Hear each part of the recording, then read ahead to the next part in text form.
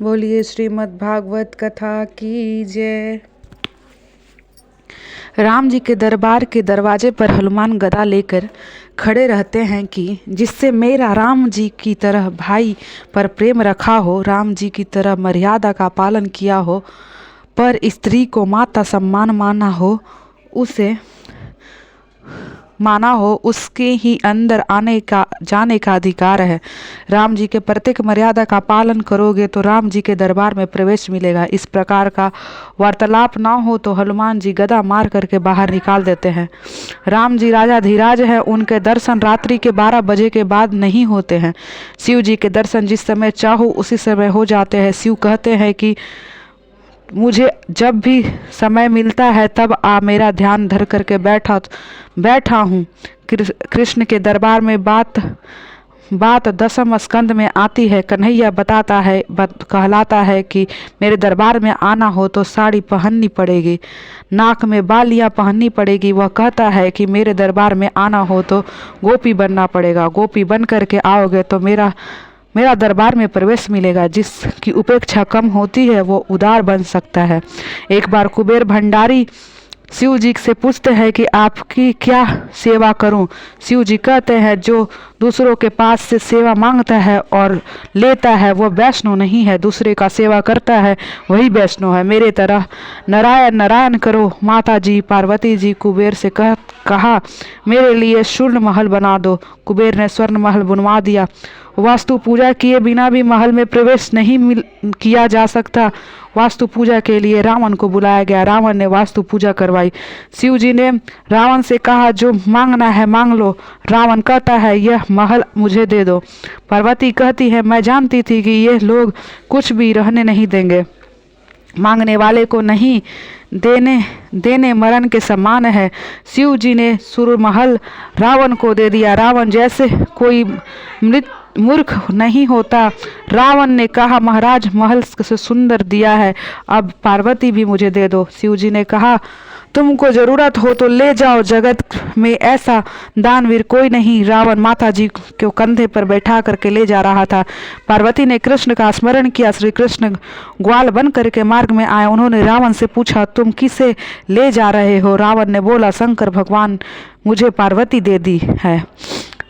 श्री कृष्ण ने कहा तू कितना भोला है, शिव जी क्या तुझे पार्वती दे देंगे। असल पार्वती तो वो पताल में छिपा कर रखे हैं। यह तो तुमको पार्वती की दासी दे रहे हैं, दासी दे करके तुझको बहला दिया है। असल पार्वती तो देह से कोमल की सुगंध आती है, कमल की सुगंध आती है, इसकी शरीर से क्या ऐसी सुगंध आती है। रावण दुविधा में पड़ गया। पार्वती जी ने रावण के साथ जाने की इच्छा नहीं थी, उन्होंने अपने शरीर से दुर्गंध निकाली। रावण ने उसी जगह पार्वती को छोड़ दिया। रावण चला गया। बाद में प्रभु ने उसी जगह माता जी को स्थापना की, वही द्वापायनी देवी है। दक्ष बोलता है कि शिव सेवचारी तथा गुनाहीन है। प्रकृति के कोई भी गुण शिव में नहीं है, शिव जी में नहीं आता। वे निर्गुण निर्वाह ब्रह्मन विद्या देशन परमात्मा है। शस्त्र की प्रवृत्ति, विद्या निषेध की प्रवृत्ति अज्ञानी जीव के लिए, शिव जी के लिए नहीं। दक्ष प्रजापति ने कहा आज से किसी भी यज्ञ में दूसरे देवों को सब साथ शिव के आहुति नहीं देंगे। श्रीधर स्वामी ने अर्थ किया है सब देवताओं के साथ नहीं, शिव जी सभी देवताओं में श्रेष्ठ है, अतः महादेव है। इतर देवों में पहले शिव जी की आहुति दी जाएगी और यज्ञ के बाद जो बचता है वह भी समाप्ति में शिव जी को दिया जाता है। शिव पुराण की कथा में शंकर और पार्वती की शादी हो रही थी। विवाह के समय 3 पीढ़ी का वर्णन करना पड़ा था। शिव जी से पूछा गया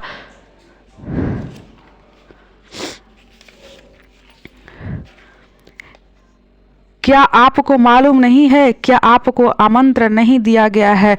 दक्ष ने द्वेष बुद्धि से शिव जी का आमंत्रण नहीं दिया था।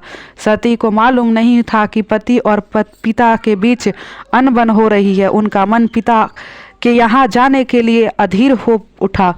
शिव जी समाधि में जगे। शिव जी ने कहा देवी आज बहुत आनंद में हो।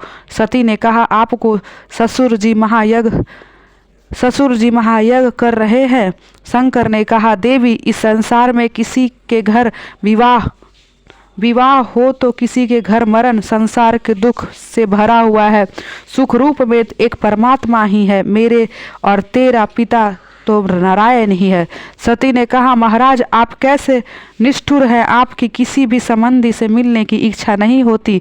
शंकर, देवी, मैं सबसे मन से मिलता हूँ, किसी के शरीर से नहीं मिलता।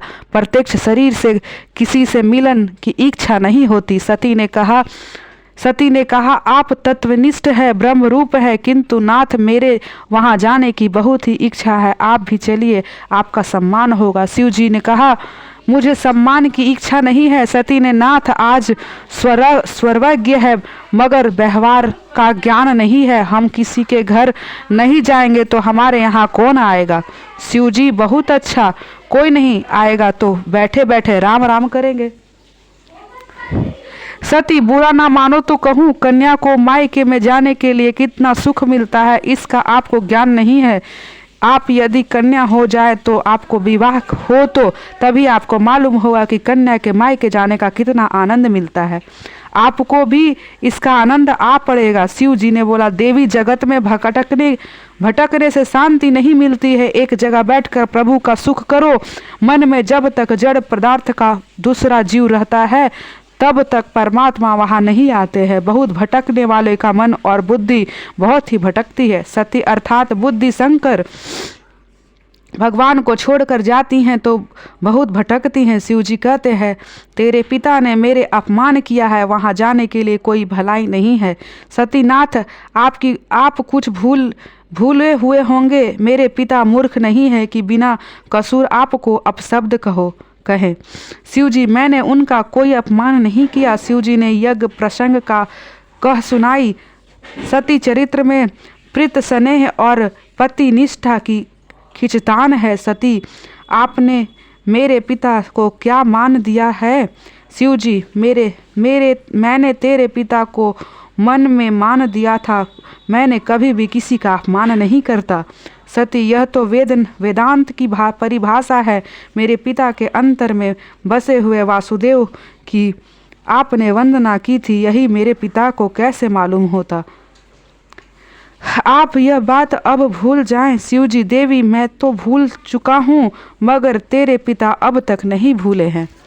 शिव जी ने सती को बहुत ही समझाया कि जहाँ मुझे मान नहीं मिलता वहाँ जाने से मेरा अपमान होगा। तू मैंने है अपना सहन कर सकेगी, वहाँ मत जा, अनर्थ हो जाएगा। सती ने ना मानी। उन्होंने सोचा कि यज्ञ में नहीं जाऊंगी तो पति और पिता के बीच वैर बढ़ जाएगा।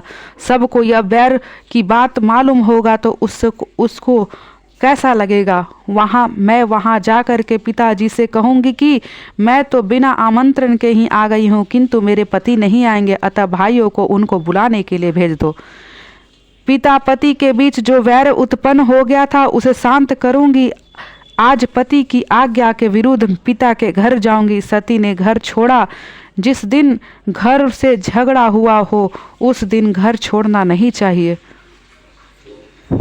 जो घर छोड़ता है वो बाहर सुख नहीं हो सकता है। शिव जी ने सोचा, सती जा रही है तो अब वापस नहीं आएगी, जाने दो, किंतु वह अकेली जाए यह ठीक नहीं है। शिव जी ने अपने गणों को आज्ञा दिया कि तुम भी साथ में जाओ। सुखदेव जी वर्णन करते हैं, राजन शिवगण आ गए। उन्होंने कहा, माँ तुम चलकर जाओ, यह ठीक नहीं है। सती नंदिकेश्वर पर सवार हो गई। शिव जी ने सती की साड़ी आदि चीजें गठरी में बांध दी। वह शिव जी और सती के अंतिम मिलन था।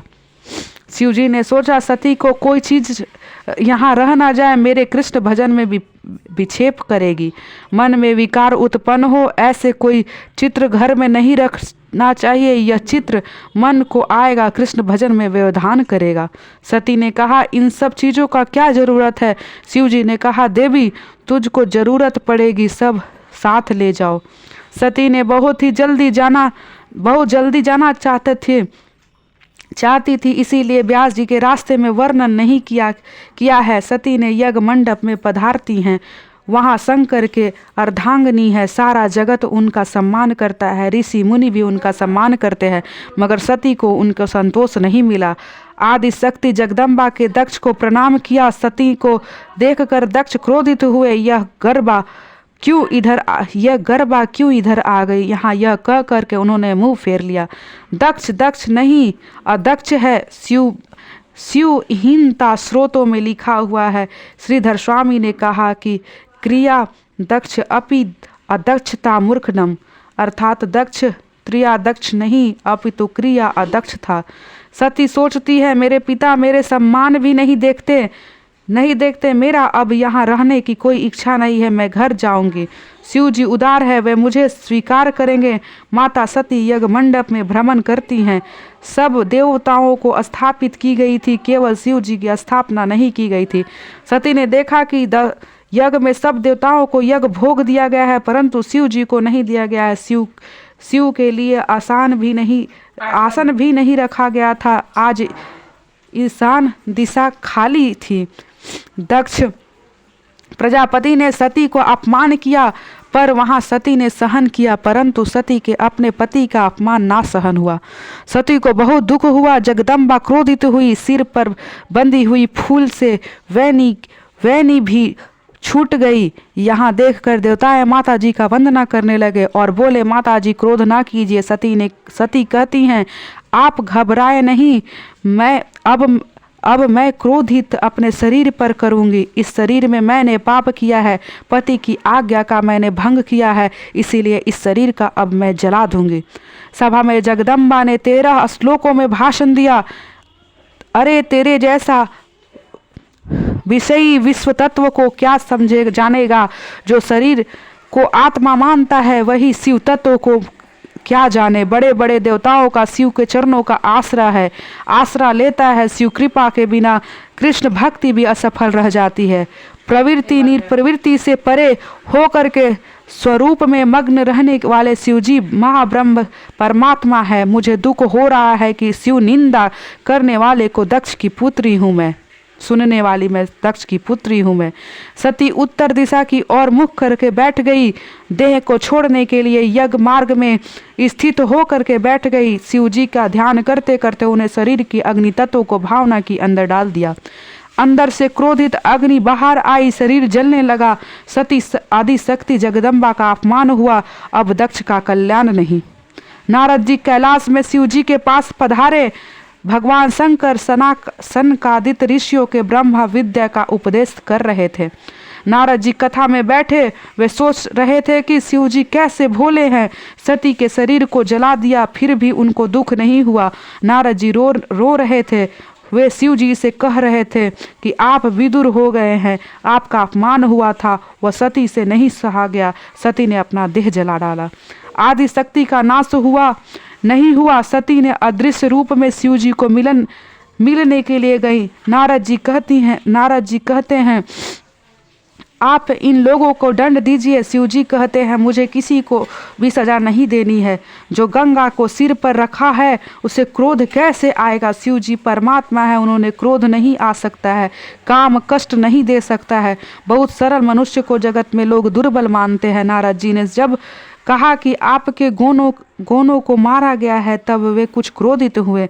उन्होंने जटा से वीरभद्र का प्रकट किया। शिव जी ने उससे कहा, दक्ष प्रजापति को यज्ञ का यमराज सहित मुझे नाश कर दो।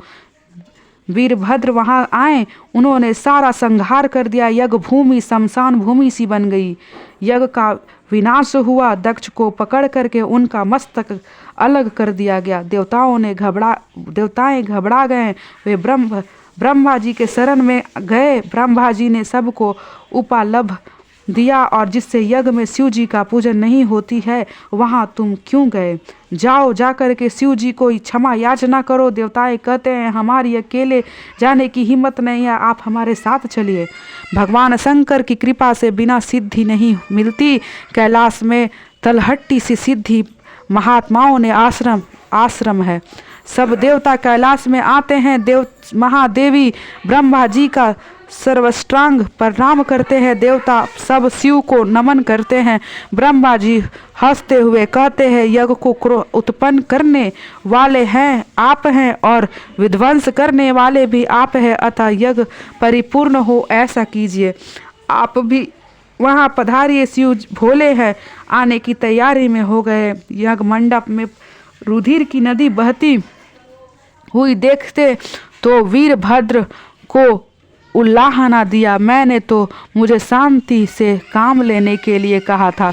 वीरभद्र क्षमा याचना करते हैं। दक्ष के धड़ पर बकरे का सिर लगा दिया। बकरा अति कामी होता है, अति कामी होता है। शिव जी की निंदा करने वाला दूसरा जन्म में बकरा बनता है। अज की दूसरा अर्थ होता है प्रब्रह्मा। दक्ष के धड़ पर अज का मस्तक रखा गया, अर्थात दक्ष का ब्रह्म दृष्टि प्राप्त हुआ। अज मस्तक का अर्थ है ब्रह्म दृष्टि। दक्ष होश में आया और शिव की स्तुति करने लगा। दक्ष प्रजापति ने शिव पूजन किया। उन्होंने कहा, मैं आपकी पुत्री सती का दर्शन करना चाहता हूँ।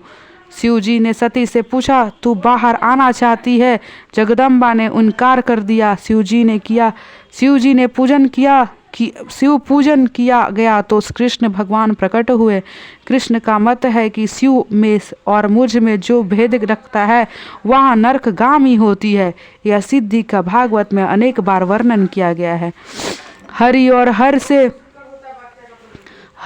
हर से दक्ष ने जो भेद किया था वह अब दूर हो गया है। एकनाथ महाराज ने भावार्थ रामायण में हरिहर का अभेद दिखाया है। सतगुण का रंग श्वेत है, तमोगुणों का रंग काला है। विष्णु भगवान सतोगुणों का वर्णन करते हैं अर्थात उनका रंग श्वेत होता चाहिए, फिर भी वे गोर हैं। ऐसे क्यों हुआ?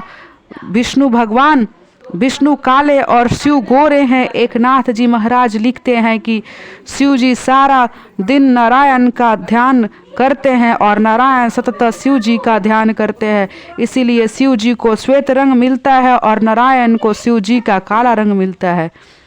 इस प्रकार का ध्यान में ऐसे गुण है जो जिसका ध्यान करता है उसका वर्ण वैसा ही हो जाता है।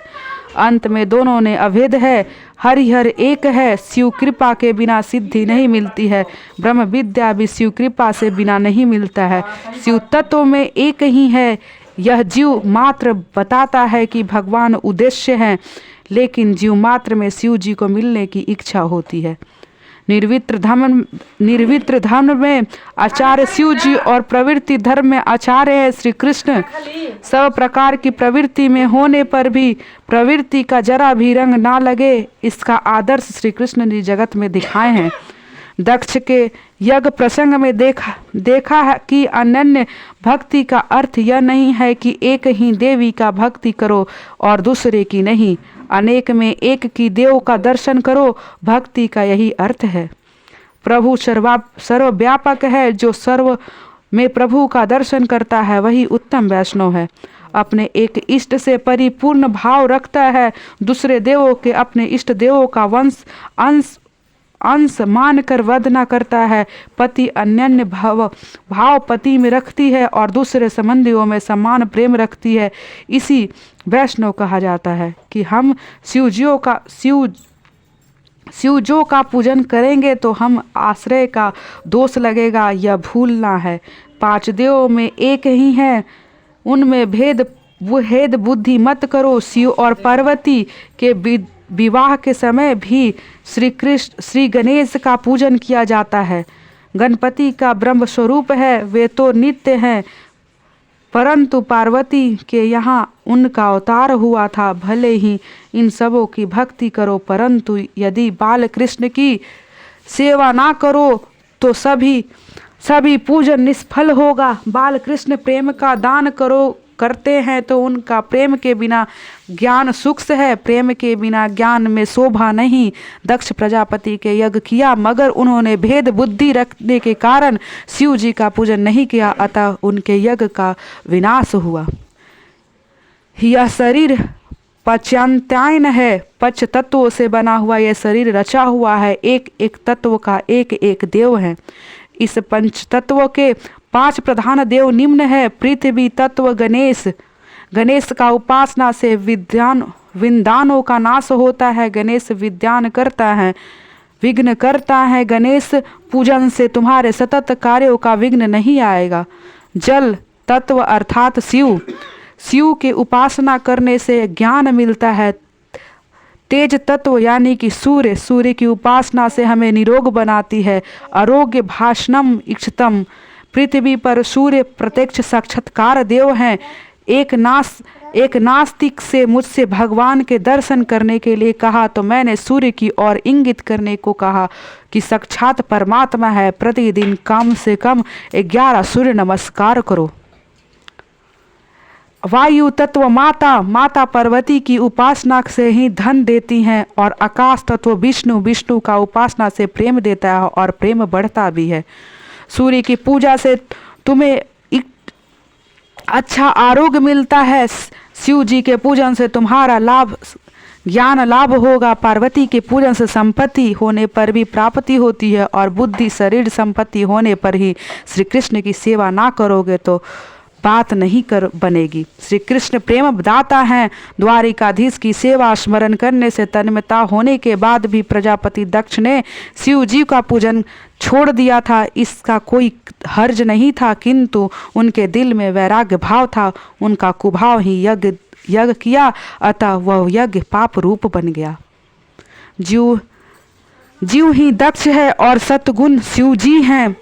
शिव शरीर के सतगामी मय रखो। शरीर एक मिठुर भर भस्म है, अतः उसका अनावश्यक श्रृंगार और ललन छोड़ दो। यही है कि शिव जी का उपदेश है, इसीलिए तो वे शरीर पर भस्म लगाते हैं। शरीर का श्रृंगार छोड़ दो तो मानव जीवन तत्पश्चात के लिए ही तो तप नहीं करता, किंतु उसका पतन होना अवश्य है। मानव जीव का लक्ष्य भोग नहीं भजन है। ईश्वर भजन और सतभाव सिद्ध करने के लिए सत्संग ही जरूरी है। सतभाव सब सिद्धि होती है जब हरेक के जड़ चेतना में ईश्वर की भावना जगे। मानव अवतार परमात्मा की आराधना और तप करने के लिए ही पशु के भोग उपभोग करते हैं। यदि मनुष्य केवल भोग के पीछे ही दीवाना हो जाएगा तो फिर उसमें और पशु में कौन सा भेद रह जाएगा। प्रभु ने मनुष्य के बुद्धि दी है, ज्ञान दिया है, पशु को कुछ नहीं दिया है। आने वाली कल की चिंता मानव कर सकते हैं परंतु पशु नहीं। ना तो देव तप कर सकता है और ना तो पशु देव पुण्य का उपभोग कर सकते हैं। तत्चार्य की अधिकार केवल मनुष्य को ही है। मनुष्य विवेक पूर्वक भोग का भी उपभोग कर सकता है। मनुष्य जीवन विविध प्रकार के तप करने के लिए तप के कई प्रकार हैं। कष्ट सहते हुए सत्कर्म करना तप है। उपासना भी तप है। पूर्णिमा अमावस्या के दिन पवित्र माने गए हैं, उन दिनों में अनशन करना चाहिए। परोपकार में शरीर को नील करना भी तप है। गीता में तप का व्याख्या करे हुए कहा गया है कि भाव सह सिंधु ऋतचा तपो मानसा समचुतुत, अर्थात भाव सह शुद्धि बड़ा तप है। सभी में ईश्वर का भाव रखना भी तप है। सभी में ईश्वर विराजित है ऐसा अनुभव करता महान तप है। अर्थात अंतरकरण में पवित्रता से हृदय में सदा ही सर्वदा शांति और प्रसन्नता रहेगी। प्रिय और असत्य बोलना वाणी का तप नहीं है, तप है। प्रिय और सत्य बोलना वाणी का तप है। पवित्रता, सरलता और ब्रह्मचर्य, अहिंसा शरीर का संबंधी तप है। सभी के प्रति सद्भाव और सद्भाव रखने वाले के मन में कभी भी काम प्रवेश नहीं पा सकता है। विकार और वासना के कष्ट करने का ही यही श्रेष्ठ उपाय है। जो सभी के और सद्भाव रखे और सभी में ईश्वर का अंश का अनुभव करे वह सफल होता है। प्रजापति दक्ष ने यज्ञ में शुद्ध भाव समभाव ना रखा, अतः उसे दुख सहना पड़ा। यह यज्ञ में कल्याण ना हो पाया क्योंकि उन्होंने शिव जी को प्रति कुभाव रख करके यज्ञ किया था। दक्ष ने यज्ञ करते हुए भी हृदय में दुर्भाव रखी थी कि शिव जी की वह पूजा नहीं करेगा, इसी के कारण यज्ञ कार्य में बाधा उपस्थित हुआ। अतः किसी भी और कुभाव ना रखो, सभी धर्म सफल होता है।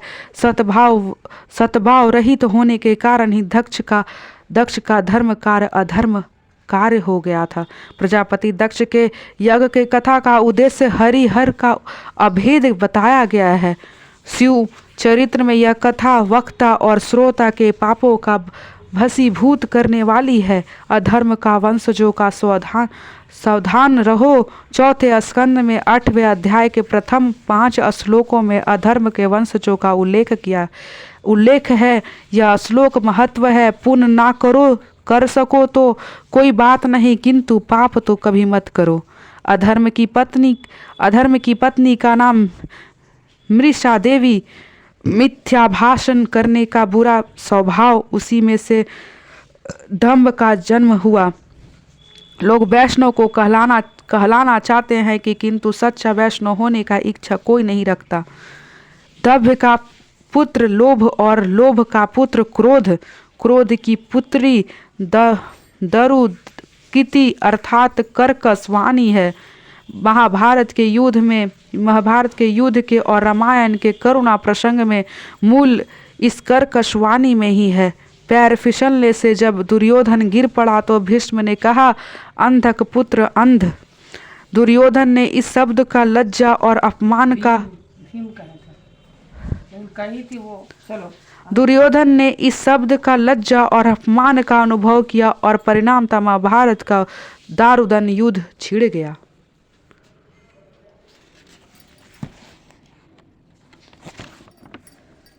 सीता जी ने वन में लक्ष्मण को कर्कशवाणी में भस्म की तो उनका इच्छा ना हुआ तो भी मरीच राक्षस के छल भरे शब्दों का पीछा करना पड़ा। लक्ष्मण की अनुपस्थिति में रावण सीता को उठाकर ले गया और रामायण का आरंभ हुआ।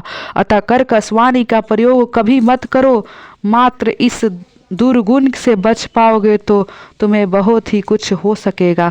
कर्कशवाणी से कली का उत्पन्न होता है, कली कलह का रूप होता है। भागवत का उद्देश्य है कि इंद्रियों को हरि रस में डुबाए रखो। नामदेव दर्जी का, गोर कुम्हार का, सेनानाई का करते हैं थे। उन्होंने अपने आप को क्रोध काम धंधों के ज्ञान पाया और व्यवहार शुद्धि के कारण उनका पेड़ा पार हो गया। अब अर्थ प्रक्रम का आरंभ होता है। शांति संपत्ति से नहीं किंतु संयम, सदाचार और अच्छे संस्कारों से प्राप्त होती है। संपत्ति के विकार वासना बढ़ाती है। अतः धर्म का प्रकरण पहले आता है और अर्थ का बाद में। अब ध्रुव जी का व्याख्यान आ रहा है। उत्तनपाद की कथा जीवमात्र की कथा है। ध्रुव व्याख्यान। मैत्रायण जी ने मनु महाराज की 3 कन्याओं का वंश का वर्णन किया है। मनु महाराज को 2 पुत्र थे, प्रियव्रत और उत्तानपाद की कथा का वर्णन किया गया है। उत्तानपाद की 2 पत्नियां थी, सुरुचि और सुनीति। सुरुचि के पुत्र का नाम था उत्तम और सुनीति का पुत्र का नाम था ध्रुव। जीवमात्र उत्तानपाद है। माता के गर्भ में रहने वाले सभी जीव उत्तानपाद है। जन्म के समय अपने सिर फिर पांव बाहर आते हैं। जिनके पैर पहले बाहर आते हैं उनके नीचे हो गए हो, वही उत्तानपाद है। जिनके पांव ऊपर और नीचे से उनका वह उत्तानपाद है। जन्म के समय सभी के ऐसे की दशा होती है। जन्म मात्र की जीव मात्र की 2 पत्नियां होती हैं, सुरुचि और सुनीति। मनुष्य मात्र की सुरुचि की प्रिय लगती है। इंद्रियों को जो भी मांगा उन विषयों का उपभोग करने की इच्छा ही सुरुचि है और सुरुचि का अर्थ है वासना। आजकल तो सभी को रुचि ही प्यारी लगती है। मन को, इंद्रियों को अच्छा लगता है वही मनुष्य करने लगा है। वह ना तो शस्त्र सी पूजा करता है और ना ही धर्म से पूछता है और ना ही संतों से।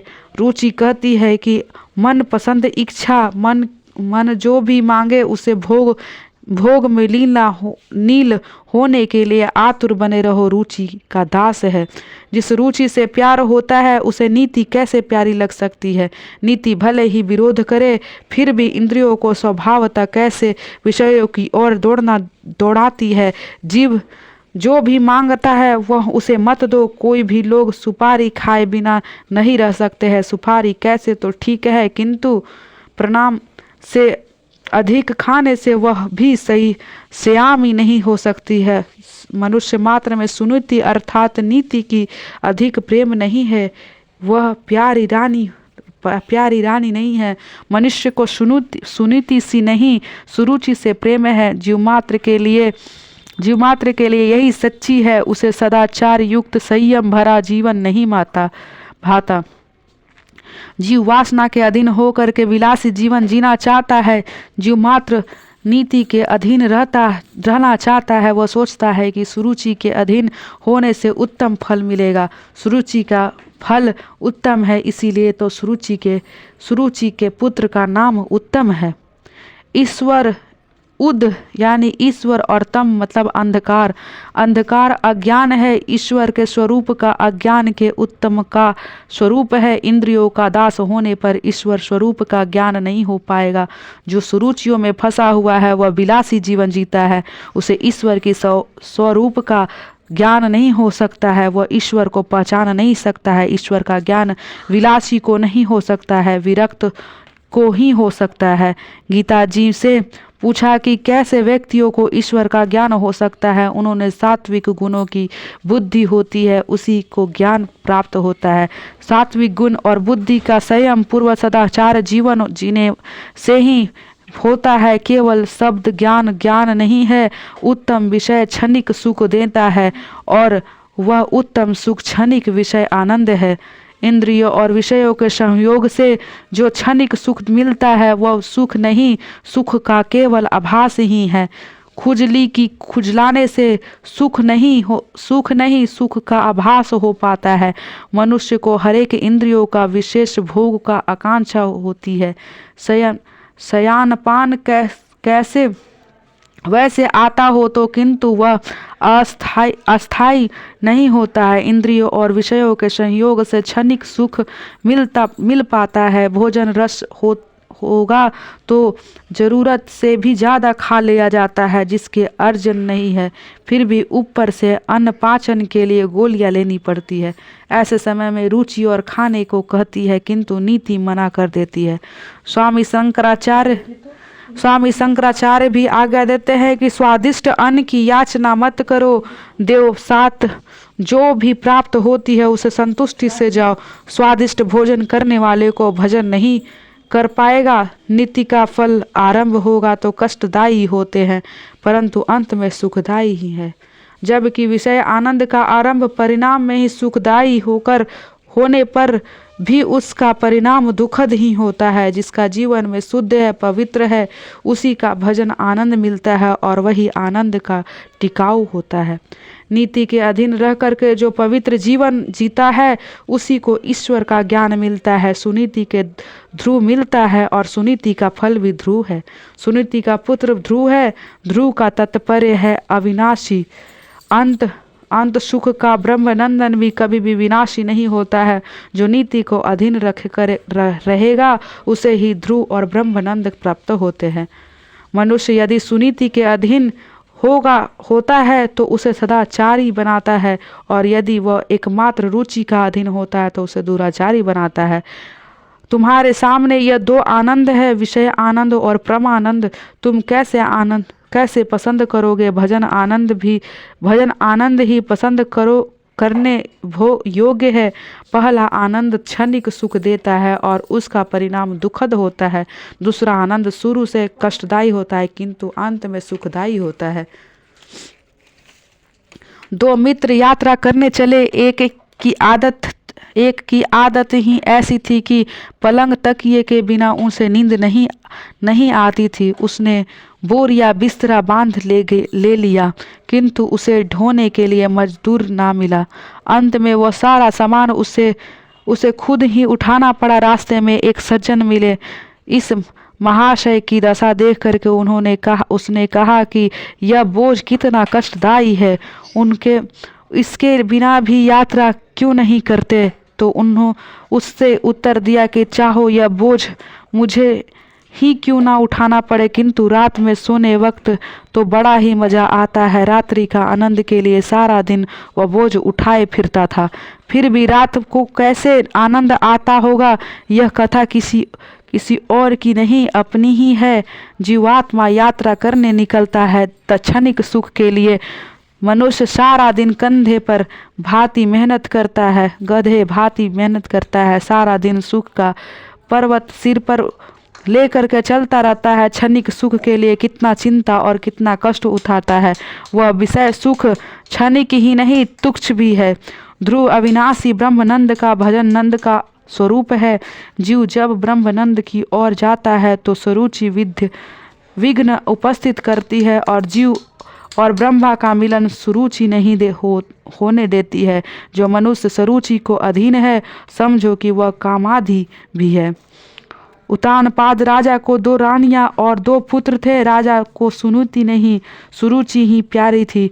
हम सभी की भी यही बात है। हमें नीति से प्रेम नहीं है, किंतु इंद्रियों से और वासना से बहकाने वाली सुरुचि से ही प्रेम होता है। एक बार उतानपाद सिंहासन पर बैठा हुआ था। सुरुचि भी बैठी हुई थी। उत्तम राजा की गोद में खेल रहा था। ध्रुव ने यह देखकर तो उसने सोचा कि मैं भी पिताजी के पास जाकर बैठूं, मुझे भी गोद में उठा लेंगे। उसने दौड़ते हुए आकार पिता से अपनी गोद में बैठने के लिए कहा। बालक श्री कृष्ण का ही स्वरूप था, उसका कभी भी अपमान मत करो। बड़े बड़े परमात्मा भी बच्चों को खिलाते थे। रामदास स्वामी जब बच्चों से खेलते रहते थे तो शिष्यों ने पूछा था कि क्या कर रहे हो आप? क्या स्वामी जी? वैर परोते थेर हौसनी गेले, वैर थरोते चोर हौसनी मेले। अर्थात इन बालकों के साथ खेलने से मुझे बहुत ही आनंद मिलता है। बच्चे अपने मन में जो भी आता है वैसे ही बोलते हैं, और जो बोलते हैं वैसे ही करते हैं। मन और वाणी और क्रिया में समान होती है। तुम भगवान की भक्ति सही ढंग से करोगे तो वैसी ही भक्ति तुम्हें आनंदित करेगी। बालक निर्दोष होता है, उसे कपट नहीं सिखाना, पर वह बचपन से ही अच्छे संस्कार डालो। उनमें अनुचित लाड़ मत करो। आनंद में ध्रुव को अपनी गोद में उतनपाद ने अपनी आनंद से ध्रुव को अपनी गोद में लेना चाहा, किंतु सुरुचि ने यह बात ना भाई। जीव के पास जब भी भजन आनंद आता है तो सुरुचि बाधा उत्पन्न करती है। पूजा करते समय भी मन रसोई की ओर गया होता है। प्रभु भजन करते हुए मन विषय की ओर बह रहा हो तो समझ लेना कि सुरुचि आ गई है। ध्रुव को राजा के गोद में बिठाना यह सुरुचि को पसंद नहीं आया। उसने सोचा कि राजा जीवात्मा को ध्रुव भजन नंद मिलेगा तो वे वासनाधीन नहीं रहेगा और मेरा कुछ भी काम नहीं बन पाएगा। सुरुचि ने राजा को ध्रुव को गोद लेने से रोका। राजा रानी के अधीन था, वह कमाद था। उसने सोचा कि मैं ध्रुव को गोद में बिठाऊंगा तो सुरुचि नाराज होगी। चाहो कुछ भी हो, मेरी रानी नाराज नहीं होनी चाहिए। जरूरत से ज्यादा स्त्री के अधीन रहना पाप है। शास्त्र तो यहाँ तक कहता है कि ऐसी स्त्री अधीन पुरुष को देखने भी पाप है। वो था तो राजा, किंतु राजा रानी का तो दास ही था।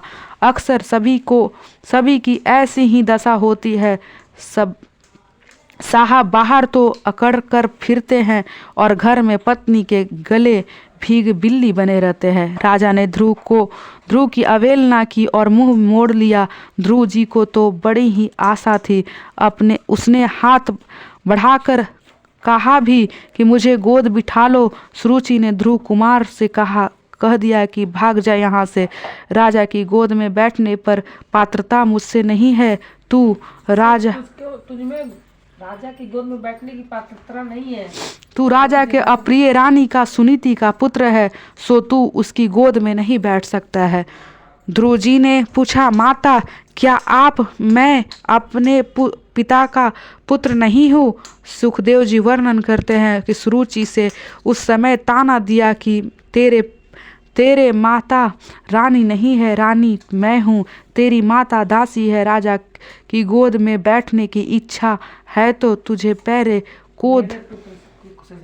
मेरे कोख से जन्म लेना पड़ेगा। तू वन में जाकर के तप कर और ईश्वर का आराधना कर और मेरे कोख से जन्म पाने का मांग कर। भगवान जब प्रसन्न होते हैं तो फिर तेरे घर में जन्म लेना ही क्यों मांगा जाए। किंतु सुरुचि मूर्ख जो थी इसीलिए ऐसा बोल रही थी। ध्रुव को आशा था कि पिताजी कुछ पल के लिए ही गोद में लेते, किंतु सुरुचि ने अपमान से रोता हुआ वह अपनी माता के पास सुनीति के पास लौट कर आया तो सुनीति से पूछा, बेटा तू क्यों रो रहा है? तो सुनी क्या हुआ तुझे? बालक संस्कारी है इसीलिए वह कुछ बोला नहीं, बार बार रो रहा था। सुनीति ने समझाती है कि मेरे सयाना बेटा मेरी दशा अच्छी तरह समझता है। जिनकी माता सुनीति हो वह सुशील होता है। वंश में जब कोई लोग पुण्य इकट्ठा होता है तब ही पुत्र उदार निकलता है। ध्रुव के सोच कि मैं सारी बात बताऊंगी तो परंपरा के कारण माता पिता की निंदा करने के पाप होंगे। तभी एक दासी ने आकर सारी बात बता दी। सारी बात सुनकर सुनीति के मन में विचार आया कि मैंने तो सुरुचि का कुछ नहीं बिगाड़ा। मेरे मुंह से मेरी सौत के लिए यदि कुछ भी कटु वचन निकल पड़ेंगे तो ध्रुव के मन में हमेशा के लिए वैर भाव का संस्कार जन्म जाएगा और भविष्य में अनर्थ होगा। इस प्रसंग से सुनीति को दुख तो बहुत हुआ, किंतु वह अपने बालक को अच्छे संस्कार देना चाहती थी। वह चाहती थी कि अपने बालक को राज्य और संपत्ति चाहे ना मिले, किंतु संस्कार अच्छे मिलने चाहिए। बोलिए श्रीमद् भागवत कथा की जय।